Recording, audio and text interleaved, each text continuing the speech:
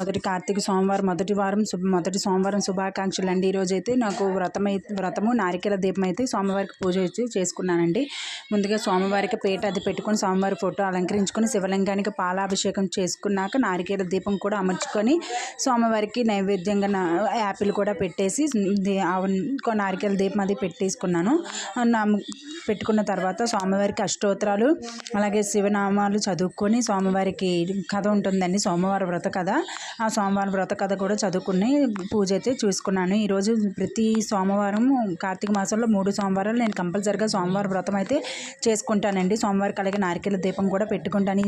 ఈరోజు అయితే పూజ అయితే కంప్లీట్ అయిపోయిందండి. సోమవారికి కంపల్సరిగా నైవేద్యంగా కొబ్బరి ముక్కలు చిన్న చిన్న ముక్కల్లా కట్ చేసుకొని పంచదార పైన వేసుకొని నైవేద్యంగా సమర్పించుకోవాలండి వ్రతంలోని.